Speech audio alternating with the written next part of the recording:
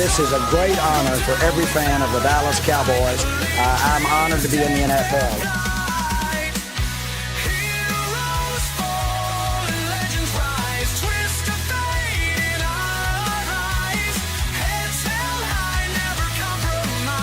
What can I say? Mamba out.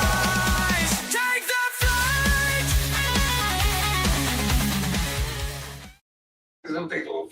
Yeah. The better truck's fine, not the walls. All right. How's it going, guys? Welcome to the afternoon show presented by ESEN. I'm Chris Gonzalez, joined by Tony Gonzalez and Jay McLovin. How's it going, Jay? Hey, it's going good. I think you guys might still be on your computer mic, though. That says I'm on my mic. Okay. I'll check again, but that's why it told me anyway. Yeah. But no, it's going good. Like I was telling you earlier, man, Philadelphia Phillies have been shut out twice now by the Houston Astros. Framber Valdez did a 1-0 game against them last night. And then last night, we went up against Wheeler with our minor league pitcher we brought up, Gordon, and he actually got them 2-0. So far we got 2 shutouts. We got one more game against them tonight. It'll be the last game of this series. Hunter Brown is on the mound tonight, and hopefully, if all goes well, Houston will pull off a 3-game sweep against the Philadelphia Phillies. So I'm excited. The game actually is getting started, or it has probably started by now. So yeah, it's looking good, guys. How's your Reds doing? Reds are doing pretty well. I mean, we're 3 or 4 games over 500. A couple. Does that sound any better? Two Yeah, you're good. You're on point. Yeah, 2 or 3 games out of the wild card. But the thing, we're like, out of the last 15, we've won like 11 or 12. And the thing that I'm excited about with that is that we're doing that without our ace pitcher, and we're doing that without our best hitter. So if we get healthy, hopefully that's really going to – and I think the team's getting comfortable. I think the manager's getting comfortable. You know, they've had what now, 50, 60 games to play. I think we're moving in the right direction. The one thing we have to do better, though, we've got to play better in our own division. We'll play the Texas Rangers, we'll play the Yankees and those people, and we'll beat them. But then we come back home and we play the Cardinals or the Brewers and we get our ass kicked. We played the Cubs twice and had leads 4 out of those 6 games, like a 4 or 5 run lead, and blew them for like 4 games. So I mean, that's that type of stuff we have to clean up. Yeah, absolutely. And Joe says, what happened on the early show with Philly Sports Guy is he hiding from us? And I'm like, yeah, Joe. Last sighting of the Philly Sports Guy was in a bunker underneath Dolan's bar. So yeah, I'm pretty sure he doesn't want to face the Astro fans today. What a time to be alive. And yeah, you know, I'll tell you, it's looking really good right now. And I really think what I really kind of want to see is where this top 5 is, because Detroit, I think, is kind of hanging on that top spot. The Dodgers are kind of hanging there a little bit, but the Mets and the Yankees, they've been looking a little rough, you know. And even now, you know, with the Phillies, if we get the win tonight, that's 3 games they've taken and lost 2. So I'm starting to see some more teams that are starting to climb up that ladder rung. Yeah, I've seen Soto had 2 home runs last night. And what really helped the Reds, have 2? Yeah. What really has helped the Reds is Matt McClain, Spencer Steer got off to slow starts, and then now they're finally starting to hit the ball like they have been. De La Cruz has had a good muff too. Yeah, and then also getting Encarnacion Strand back has helped our lineup. You think Cruz is going to be an all-star? He's 3rd in the voting at shortstop right now. I think he'll be close. I think he'll get picked. Andrew Abbott should be. He should be. He should have a chance of maybe being the freaking starter. He won't be the starter, but he should make the team. He's been good. But I think I agree with you. I think Francona is getting used to the guys has helped too. But we're starting to hit the ball more consistently than what we did at the beginning of the season, which has helped. And then our pitching staff, especially our starting pitching, has been good. And then now bringing Burns up and going to add him, and then with that rotation, you get Green back. Andrew Abbott's been just as good, if not better, than Green. And then you have Lodolo's been good. Martinez, usually gives you a good outing, and everything about him, you can bring him in a pitch an inning or two out of the bullpen, and he thrives in that position. He's better than in the bullpen, honestly. So I mean, I think things are starting to come together. I'm excited for the second half of the season after the All-Star break to see how. Because I still think the Reds might try to get another bat. I could see us trying to get another bat going into All-Star break, especially if we're still hanging out. Anybody out there that you would? I'd have to look and see like who's been rumored to be available, but I think if we're still in contention going into All-Star break or at the trade deadline, I could see them trying to get a bat or maybe solidify the closer position. Is there a need that you think Houston needs to look at before the trade deadline?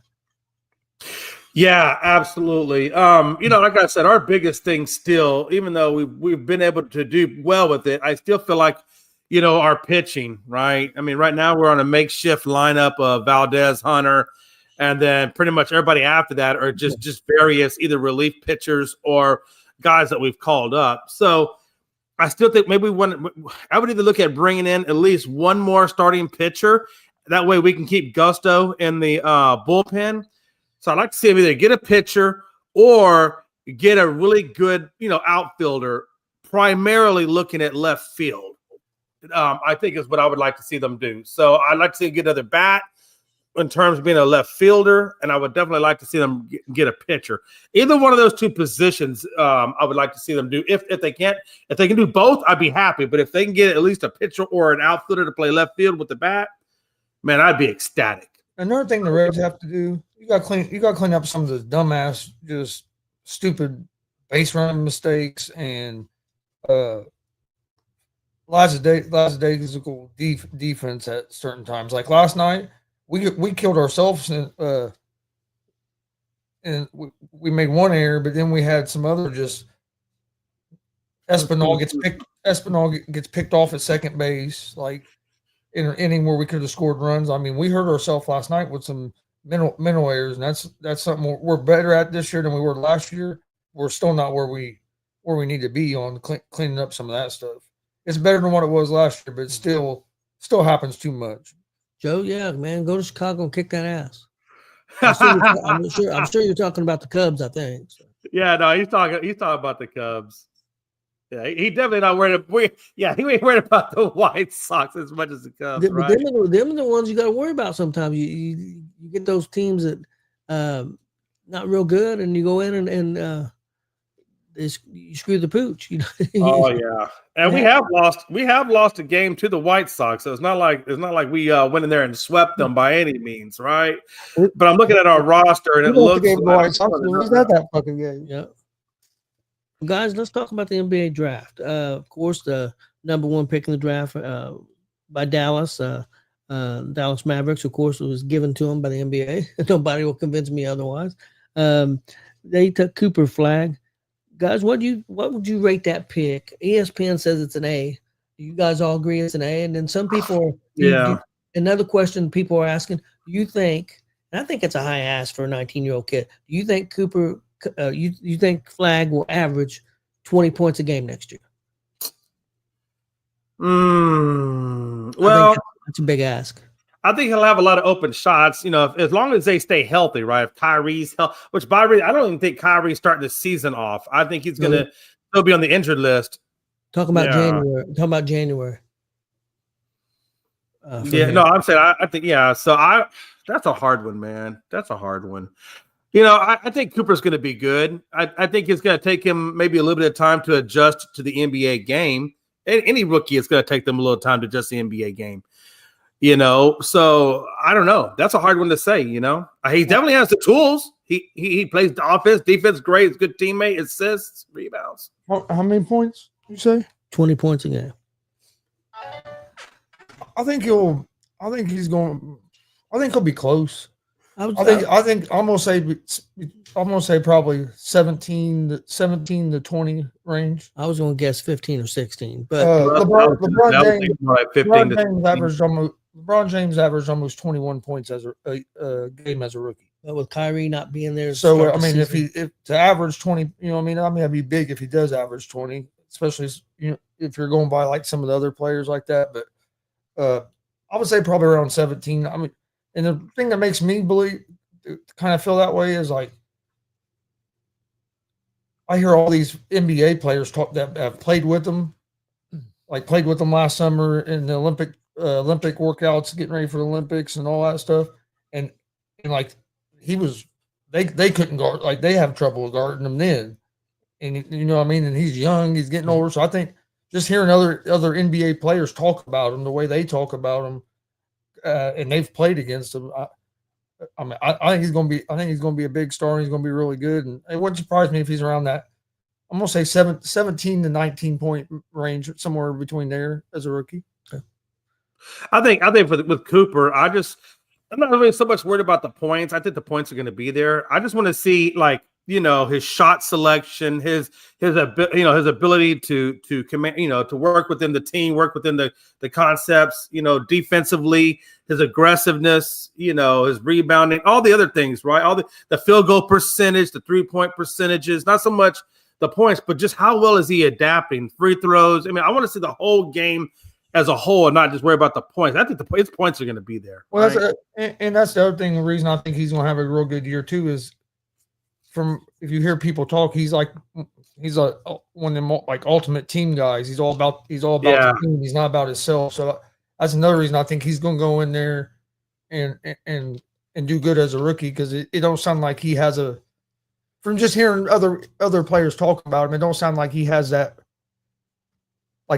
big ego where it all has to be about him. And I think that goes a long way in helping you, especially your rookie year. And I think that's what Dallas needs. Dallas does need their leader. And usually when you're a leader, you're a team guy. And I think that's what they need. They need to get that team ball. They need to get that team aspect going. And that's what I'm saying. It's those little things I think that Cooper will bring to the team that are going to be, pretty important. Because, look, everybody knows Kyrie. Kyrie's a little selfish sometimes. He's a little – so you need that team player, right? And I'm hoping maybe that will rub off on Kyrie a little bit, and maybe that will change them into a fully team-oriented game rather than just having some superstars out there. They get fully healthy, they're going to be a tough team. If Kyrie can come back and Davis is healthy with the other pieces they have, and then whatever Cooper Fly can bring to add to it, I think they're going to be pretty good. It could be a dangerous team. I agree. Guys, the second pick in the draft went to Dylan Harper. He goes to the Spurs. He's from Rutgers. Also the son of Ron Harper, who played for a number of teams. I know he played for the Bulls and some other teams. The big thing about this, I seen earlier today that Ron Harper made in his career total $35 million. His son's first contract, Dylan, will be for $56 million. So that tells you something, because Ron Harper was like 10, 12-year career in the NBA, and total he made $35 million. Yeah, that just tells you how much the inflation and contracts and all that has gone up. I mean, it's insane. It is absolutely insane. Hell, I still take Ron Harper's money even back then. Oh yeah, a lot more money than I got now. And some people will say $35 million back then is probably worth more than $56 million. Yeah, on that economy, sure. Yeah. So I mean, guys, I like this pick. ESPN rates it an A. I've seen some other people rate a little bit lower, but I like Harper going to the Spurs. I think that's a good pick for the Spurs. What do you guys think? Oh, I do. Now you're going to have what? So now you're going to have Fox at the point, Dylan as a shooting guard, and then you got Vassell. That looks like as a small forward, Harrison Barnes, power forward, and then Wembanyama. So I definitely think that's that. And then you got Steph Castle as your backup shooting guard. So yeah, man, I like it. I do. I like it. I think it's definitely, if Dylan Harper is who he is in college, if he brings that to this team, I mean, they're only going to get better. And then they picked up somebody. I think San Antonio got another big time player on top of that. Carter, I think it was. Yeah. A lot of people were happy about that too. That he was available when they picked that pick. That they think they got a really good pick there with Carter. Yeah. No, I think they did good. No, I think San Antonio with that number 2. I mean, they had to take Dylan Harper. I mean, he was the number 2. He was going to go number 2. I was wondering if they were going to trade out of it or keep it. I'm glad they didn't trade out of it. I think it was a good move on their part, and I think they got a good quality player. Chris, what do you think about Baylor? No, I thought it was a good. Oh, Harper. You know. No, I thought it was a good pick. I got to see him play some since he was at Rutgers, being in the Big Ten. Saw him play. I didn't watch as much college basketball this year as I usually do. I'm not gonna lie. It was hard to watch the Indiana Hoosiers play basketball this year, so I didn't watch as much college basketball as I normally do. I mean, hey, we haven't won one in we haven't been like a real competitive like for a national championship in a long time. But like last year was just like it wasn't even fun basketball to watch. It was just brutal to watch when we played. So, and when you know you got a lame duck coach that's announced in the middle of the year that he's leaving, that kind of it just makes it hard to really get behind the team. I like this year. I'm gonna watch a lot. We got a new coach and we've got some good recruits. But back to what I was talking about, Rutgers got to see him. Did get to see him play. He's good. So I mean, I think he's gonna fit in there with them, real well. But like Jay said, I think everybody figured he was gonna go number 2. I know there were some people pushing that Dallas was going to select him in front of Flag. If they would have done that, then Nico Harrison would have had to go. He'd had to go hire the Secret Service to protect his ass so he wouldn't get killed. Because either the fans are going to kill him for not taking Flag, or the NBA is going to kill him would have killed him for not staying, keeping their agreement. So either way, he's screwed. Yep, I agree. Yeah, you knew who they were. Everybody knew who they were going to pick. Nobody's out here to commit career suicide, and certainly nobody's out here to piss off Adam Silver and screw themselves over for future lottery picks, right?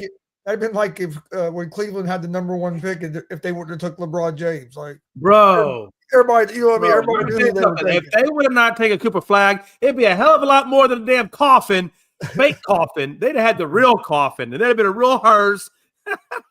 That's a Michael Myers.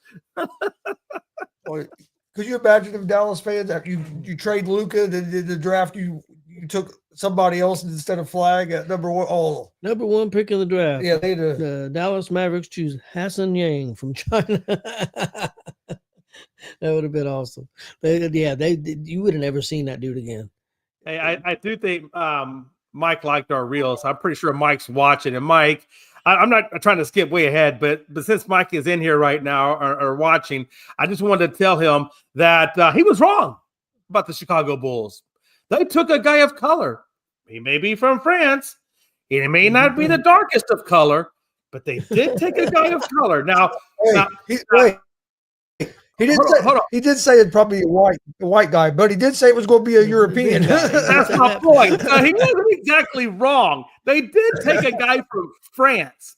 I just wanted to point that out since Mike was watching. Hey, Mike, you're right and you were wrong. You're right as European. You were wrong that he wasn't a white guy. Okay, guys. The 3rd pick in the draft for Philly went to VJ Ejikambi from Baylor. ESPN rates at a B pick. I didn't know. I seen him play maybe once or twice. The video package I seen him, he looked really good. What do you guys take on this pick with Philly? I think it was. I'll go real quick. I'll keep mine short. I think it was a good pick for them. Honestly, I think initially they wanted Ace Bailey, but obviously Ace was not going to. It wasn't on their pick or on their list, so I think Ace kind of slid himself out of that conversation. Honestly, Edgecombe is a two-way guy. He's got some length. He's got some strength. He's aggressive around the rim. He's got a great shot. I like him. I think he's exactly what the 76ers need is somebody like VJ. And I like him at the forward spot for sure. And Chris, what do you think? I don't know much. I am going to be honest. I don't know much about the guy. Okay, let me ask you this then. A lot of the experts I've been seeing are really, really high on Philly next year if they're healthy. Do you guys agree with that?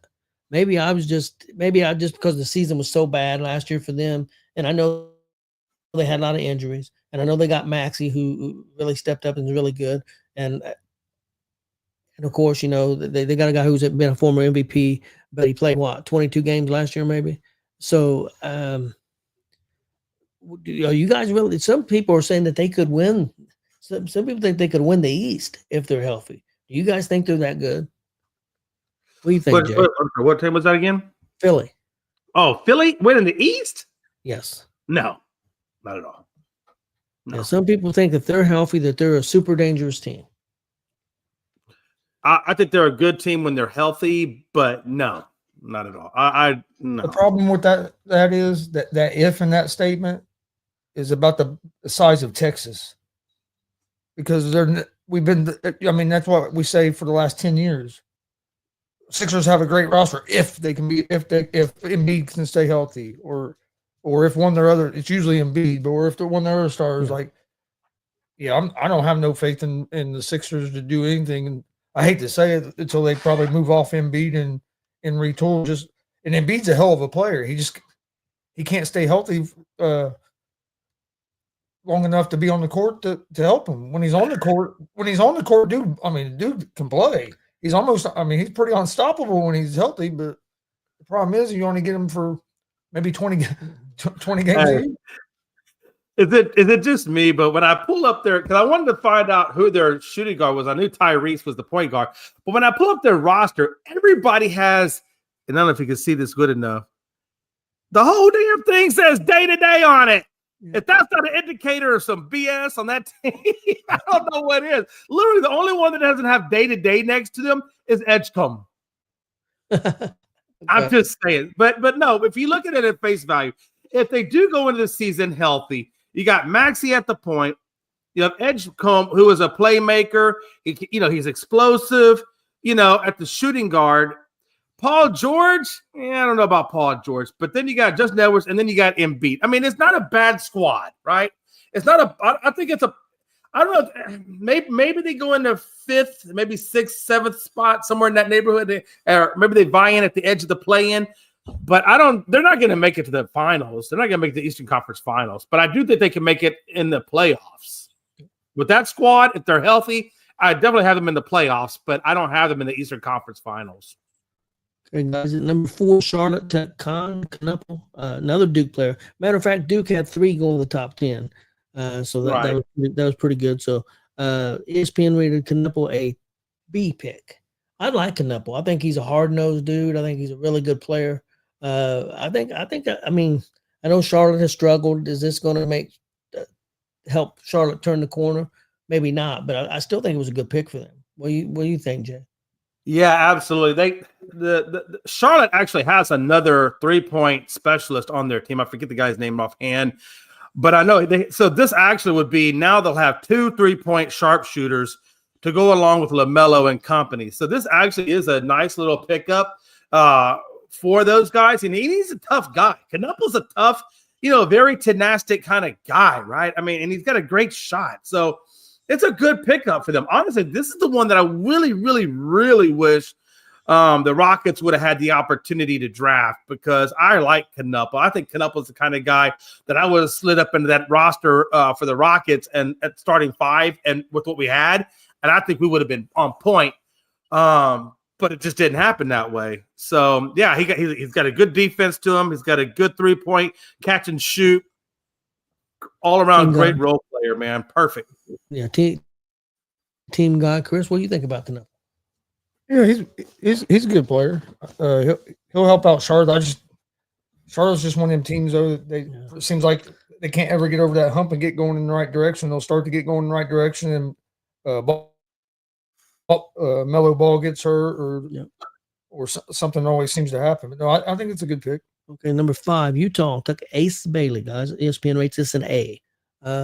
Jay, I like Ace Bailey. I think he turned some people off. Philly maybe one of them, because he didn't want to go and he didn't want to perform or work out for any team. So that may hurt his stock a little bit. But what's your take on Ace Bailey? Yeah, this is where the draft starts to get interesting for me, because Ace Bailey has said he wants to go to the Washington Wizards or the New Orleans Pelicans, and there was a third team, and then I just do not remember what the third team, but there was a third team in there, and none of those 3 teams were the Utah Jazz, none of them. And I think he said he was surprised that Utah picked him. I think he would have much rather gone in the next pick to the Washington Wizards. That would have been more of his ideal team to be at. So I don't know, man. I don't know how this is going to work out. Obviously, they're going to put him on a 4 or 5 year rookie deal. It's going to be interesting to see how his maturity handles not going to maybe the situation that he wanted to go to. How's he going to handle it? Is it going to be toxic? Is he going to accept it? Is he going to excel and work towards that next contract and put himself in a great position and help the team? Or is he going to be toxic and just be pissed off and play basketball? I don't know. That's just kind of curious to me. I don't know why if I was Utah, I don't know if I would have taken Ace Bailey, even though I know he has great talent. But at the same time, you don't always pass up on talent. So, I just the only thing that makes it weird to me is I want to see how this relationship works between a player who's going to a destination that he necessarily was trying to dump himself out of. Can he accept the reality of the team that drafted him and then go on and exceed? And that's just what I'm waiting to see this season and next season. Chris? No, I think it's a good pick by the Jazz. And I think it'll work out fine. I think what Bailey was doing, he was politicking to get where a better situation, maybe where he wanted to be. But we've seen that happen with a lot of different players, and we've seen players go on and have good careers and be fine with where they have went. I mean, Jaden Daniels at one time was only wanting to be at certain teams. Caleb Williams didn't want to go to Chicago. Now he loves Chicago. I mean, we see it happen. Eli Manning, he didn't go to the Chargers. They kind of forced themselves to the Giants. John Elway. It ain't like the first time, but I think it was more of just trying to see, hey, can I kind of control where I go? It didn't work out like that. But I know the Utah Jazz owner was on Pat McAfee show today and said he had a great conversation with Bailey last night, and that Bailey was excited and stuff. So I think it'll work out good. I think Utah done good by getting him and then getting Walter Clayton Jr. as well. Yeah. So I mean, they don't get me wrong, they're trying to rebuild that team, but I think they got two pretty good young guys that can help them. Okay, next up, Washington took a Texas guy, Trey Johnson. Oh shit! They should have moved that. They should have traded that pick. You don't want no Texas guy. Can you tell me? Can you tell me anything about Trey Johnson? Yeah, he's going to be awesome because he is from Texas. I don't know what y'all smoke out there, in the great state of Indiana. I mean, but no, honestly, no, I think Trey Johnson's going to be fine. Miles Turner is a Hoosier. Yeah, we played in Texas. Yeah. But that was are y'all done? Pretty much your beef players over there. He's been here for 10 years. He don't play Texas. Can we move on now, please? Can we stop talking about Miles Turner and all this BS? Is there Miles Turner over there with the SPCA messing around with hogs or cats or whatever animal he's trying to get a hold of? I don't know. I saw a commercial where he was doing some kind of SPCA thing. I don't know. Anyway, long story short. Train of thought, didn't you? Crack yourself up. I had to stop for a minute. No, Trey Johnson, man. Honestly, he's a gym rat.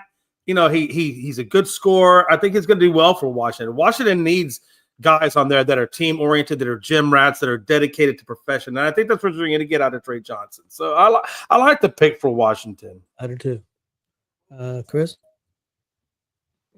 I don't know a whole lot about the guy, but it sounds like it's a pretty good pick. I'm not going through the whole draft. I'm skipping up to number 10. Phoenix took Common.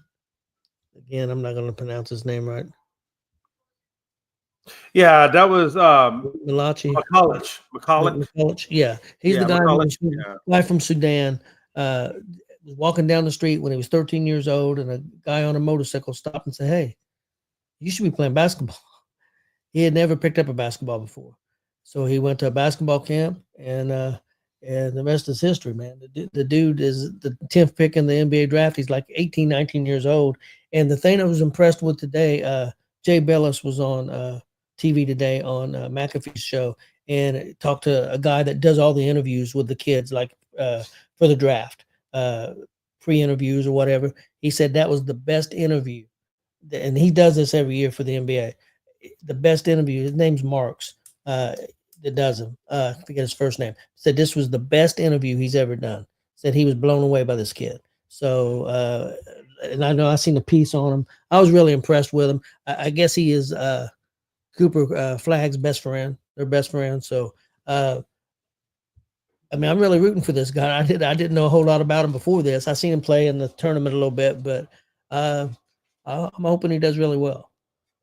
Jay? Yeah, what I like about him is his maturity, right?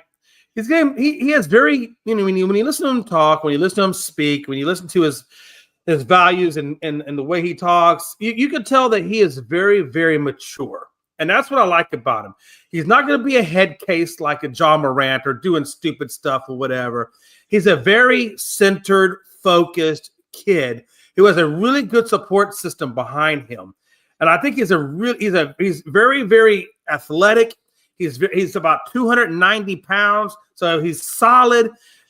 He's really good around the rim. He's really good defensively. He does need to work and get a little bit more polish on the offensive side of things, but that's just going to come with experience and just working out with the trainers and things like that. So that will come in time. That's part of the developmental side of it.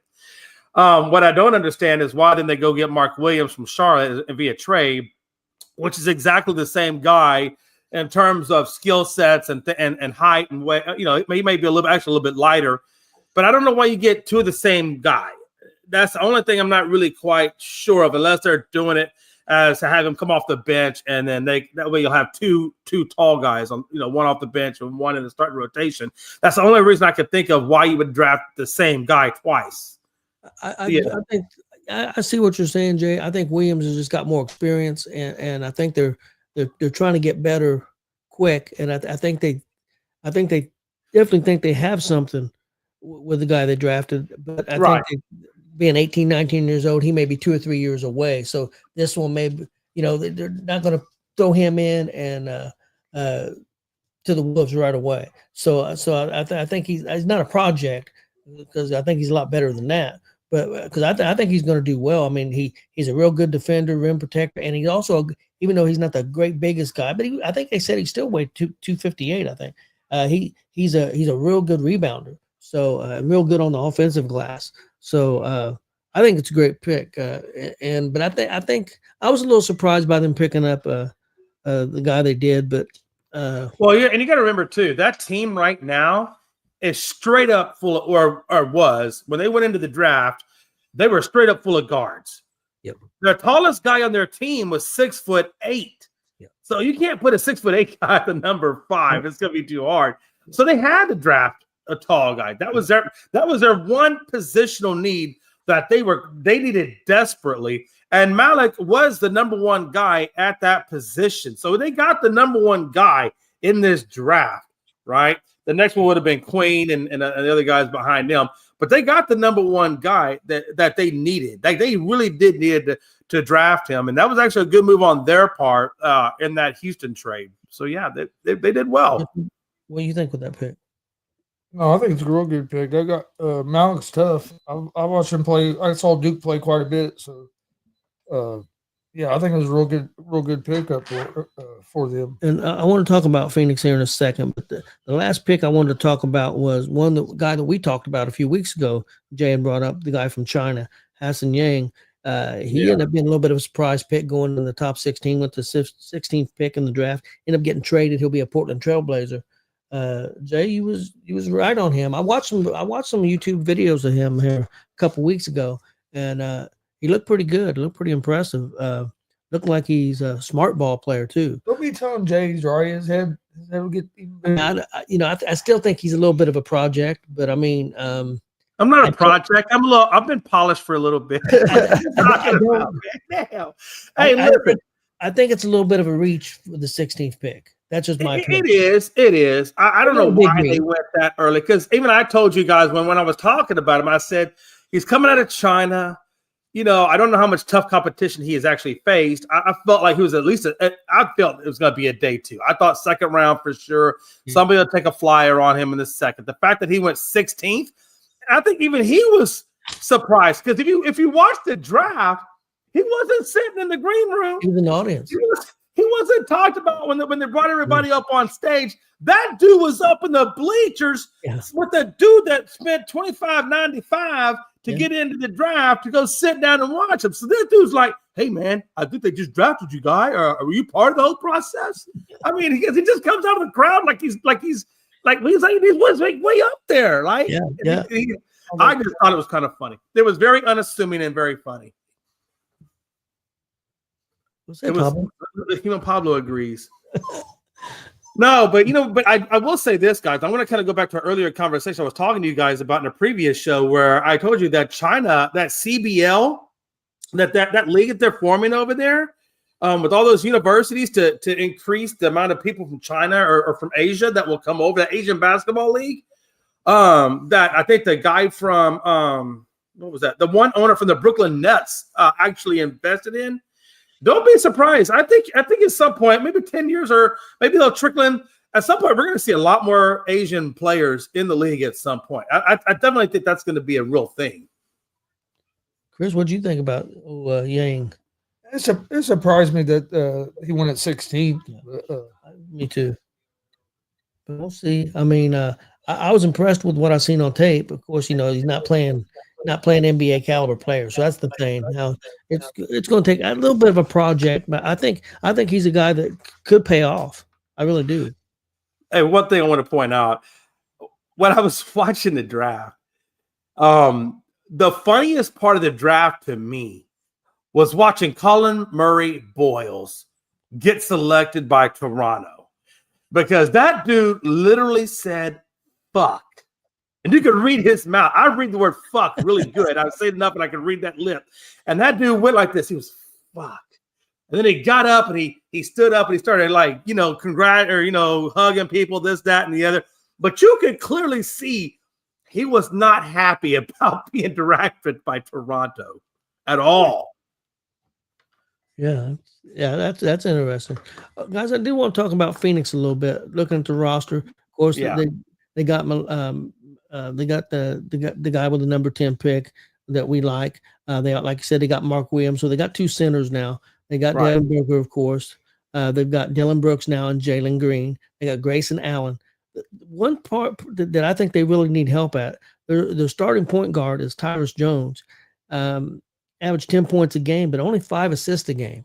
Now, do they play a lot of ISO ball, Chris? Is that probably the reason for that? They do that some. Plus, a lot of times Booker was he averaged 7 assists. Booker was acting as a point guard when he was on the court. Okay. To me, that's Phoenix's biggest problem is they need a true point guard, but they're screwed because they're stuck with Bradley Beal because you gave him that contract with a no trade clause in it, and his contract is so much money, so they can't get rid of him. They need to get rid of Bill and get a true point guard and let Booker move back to a 2 guard where it was really his true spot.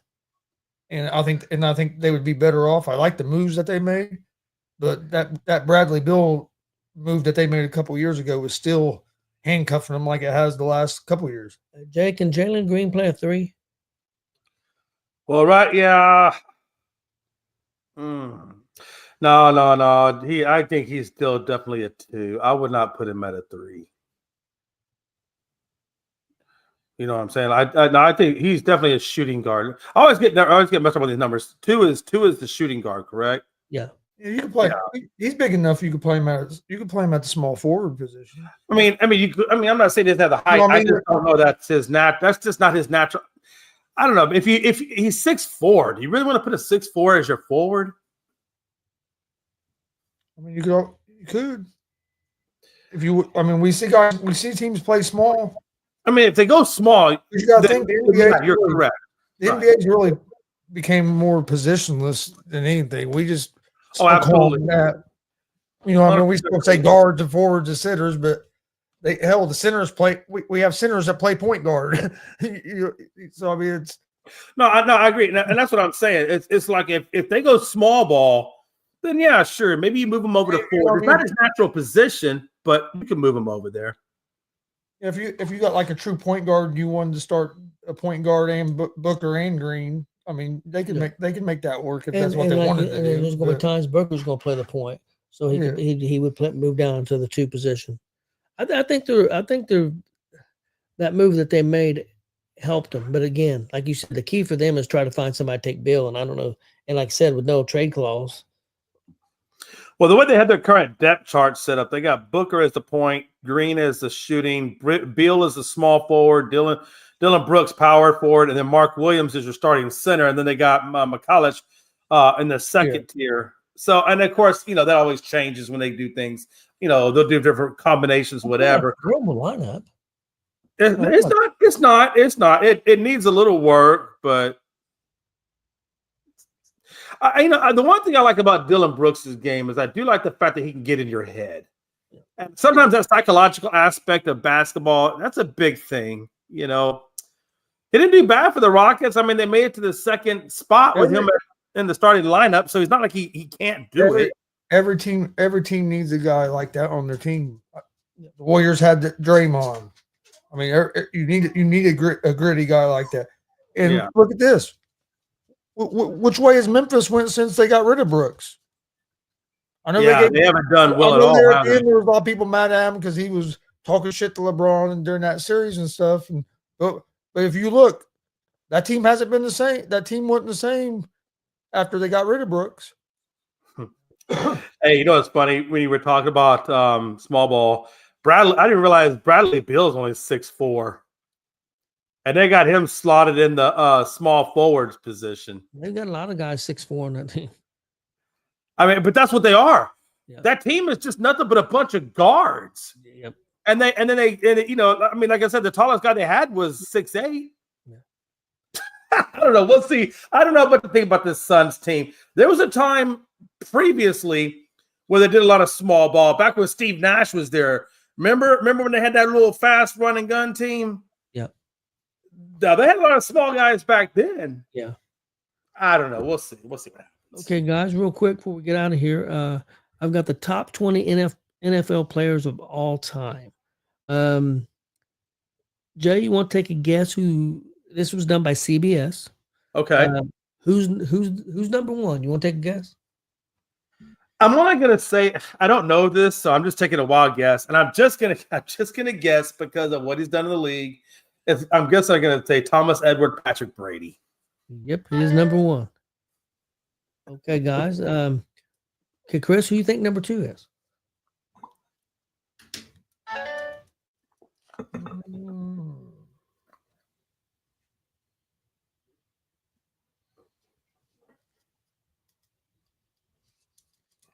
Oh, man, I don't know. Don't tell him. Give him one hint. Just give him the position of the number two guy. Let's say Lawrence Taylor. No, Lawrence Taylor's not it. I'll help you out. This I give it to you. Wide receiver. Jerry Rice. Yeah, receiver has to be Rice. Let me double check something. We have one offensive tackle in the top 20. He is 20. He is 20 also. Let me just double check that. Yes. Who is it, guys? Who is the offensive tackle? That's number 20 on the list.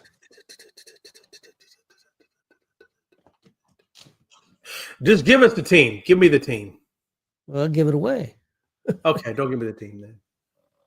Offensive tackle. I'm going to say Larry Allen. No, it is Anthony Munoz, Cincinnati Bengals. Anthony Munoz. Okay. Okay, let me see how many running backs we have on this. We have 1, 2, 3, 4 running backs, guys. You guys want to take a stab at who the running backs are? Oh, Barry. I'll go first. Barry's in there. Let me double check here. I'll just go down the list, guys. I'll give it to Chris. You want to make a pick on the running back? Running back? Barry Sanders has to be on there, and I'd say probably Dickerson's on there. No. Dickerson's on there as a running back? Number 19, Emmitt Smith. The next running back is number 9, Barry Sanders. The next running back. I bet you it could be Walter Sweetness. Next running back is number 4, Walter Payton, and number 3, Jim Brown. It's not a bad list.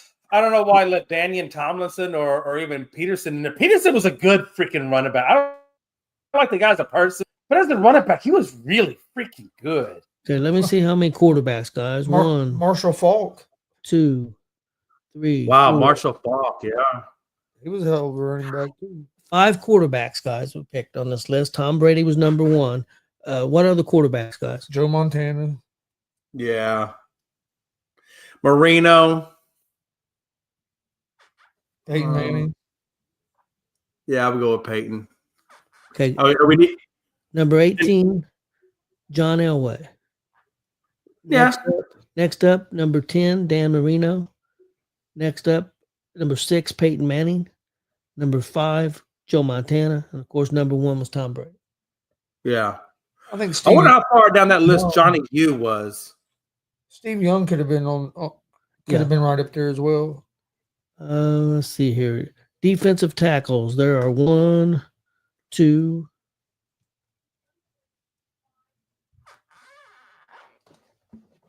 Now, defensive tackle is not the same as defensive end, correct? Yeah, defensive end is tackle is one or Okay. innermost. So there's only Yeah. 2 defensive tackles on the list. Any guesses? See, I don't my knowledge of defensive tackles name wise is not as good. One just retired. Aaron Donald. Yep. Aaron Donald. Yeah, was that 15. makes sense. The other one was number 16 was Joe Green, Pittsburgh Steelers. Mean Joe Green. Okay, linebackers, guys. Let me see. 1, 2, 3 linebackers on the list. Ray Lewis. Guys, I missed a quarterback too. I'm sorry. Number 13 was Johnny Unitas. Sorry about that. See, that's what I was wanting. I wanted Johnny Hugh was in there.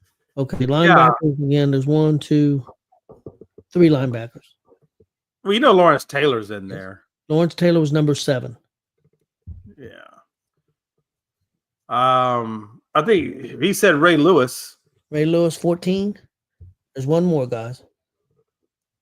Urlacher. No. But he was a Bear. Oh. Fucking what's that dude's name? Buckus. Yep, Dick Butkus. Dick Butkus was 12. And guys, I missed another quarterback. What the hell? I can't read. Number 11 was Patrick Mahomes. So what do you guys think about Mahomes being ahead of Unitas and John Elway already? I would have probably put Elway ahead of him at this stage of Mahomes' career, right? Not final, because I think Mahomes has more football left in him. We'll see what he does. But the one thing I liked about Elway was that dude could. I mean, I've seen that dude with the Oilers just bring them back from 30 points down numerous times and come back and get the win. He was an elusive runner, just like Patrick Mahomes. He was a great, accurate passer. He had two Super Bowls. I don't know. That's hard. That's a hard one. Only 1 defensive end. You guys got a guess? Jeez. What was that dude that played for Is it a Dallas? Did he play from Dallas? I don't think he ever played for Dallas. Okay. I think he did play 2 teams. I was thinking he only played 1 team. I think he may have played 2. Can't think of it right now. Reggie White. The Preacher Man. Okay, guys, I'll read off the top 20 real quick, and then we'll get out of here. Number 20, offensive tackle Anthony Munoz. Number 19, Emmitt Smith, running back. John Elway was 18, quarterback. 17, wide receiver Randy Moss. 16, Joe Green, defensive tackle. 15, Aaron Donald, defensive tackle. 14, Ray Lewis, linebacker. 13, Johnny Unitas, quarterback. Number 12, Dick Butkus, linebacker. Number 11, Patrick Mahomes, quarterback. 10, Dan Marino, quarterback. Number 9, Barry Sanders, running back. Number 8, Reggie White, defensive end. Number 7, Lawrence Taylor, linebacker. Number 6, Peyton Manning, quarterback. Number 5, Joe Montana, quarterback. Number 4, Walter Payton, running back. Number 3, Jim Brown, running back. Number 2, Jerry Rice, wide receiver. And number 1, Tom Brady, quarterback. Guys, is there anybody that's not in that top 20 you think should be? Anybody offhand? Is there a name that pops out to you before we get out of here? No, that's a pretty accurate list. I liked it. I like that list, actually. I like that list. I'm good with the list, honestly. Anybody you can think of, Chris? No, not really. No, Not off the top of my head. No, I couldn't either. I thought it was a pretty good list. I agree with you guys. Well, guys, that's all we've got for the day. So we'll get out of here. And Jay, you won't be on tomorrow. Yeah, correct? I'll be back. I'll be back with you guys on the 7th of July. I've got next week. I got family coming in starting. Actually, I got family coming in starting this Sunday. They're going to be here all week. My house is going to be a freaking madhouse for the next week. So, but Logan will be here tomorrow. And Logan will be here Monday and Thursday of next week with you guys. Okay. All right, guys. Well, everybody have a good day and try to stay cool. It's still hot here in Indiana. Yes, it is. Yeah. Hey, I actually got a second day of reprieve. It's only about 85. They said, It's not a full reprieve, but it's 85. they say it's cooler here today, but that's bullshit because it feels hotter today than it did yesterday. The humidity. The humidity today is worse than it was yesterday. Yeah. So it's supposed to be like 3 or 4 degrees cooler today, but it feels a hell of a lot hotter today than it did yesterday. It does. And that really is the problem, right? It's not the heat that gets you. It's the freaking humidity that kills you. Oh yeah, Seriously, it is the humidity you that open kills the door you. and walk out, and you can't hardly breathe. Yeah. It's like damn, it's just right in your face. Everybody have a good day. Hey,